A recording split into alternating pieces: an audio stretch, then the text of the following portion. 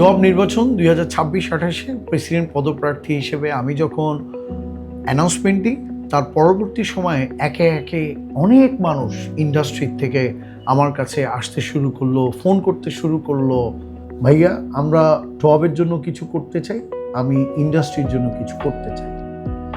কিন্তু আসলে as a responsible person আমাকে তো সবাইকে অ্যাকোমোডেট করা সম্ভব নয়।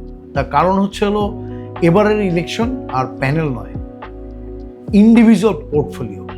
তখন আমাকে চিন্তা করতে হলো যে আসলে এই ইন্ডাস্ট্রিতে কারা খুব বেশি ভালো কাজ করছেন, তার এডুকেশনাল ব্যাকগ্রাউন্ড, তার ব্যবসায়িক ব্যাকগ্রাউন্ড, সমস্ত কিছু অ্যানালাইসিস করে চিন্তা ভাবনা করেই আমি তাদেরকে নির্বাচিত করি এবং তারা আমাদের সাথে একত্রিত হয় এবং 100% তারা ট্যুরিজম নিয়ে কাজ করেন। আপনারা আমার এই যে 13 জন যারা এসছেন, যে জোট, আমি জোট বলছি তার কারণ হচ্ছিল আমরা ইন্ডিভিজুয়াল এক একজন মানুষ আমরা একত্রিত হই, কিন্তু এই জোটের নাম আমরা দিয়েছি টপ অগ্রগামী ঐক্য জোট। এবার পরিবর্তনের পালা। আসন্ন টপ নির্বাচন 2026-28, এবারের ভোট তারুণ্যের পক্ষে হোক।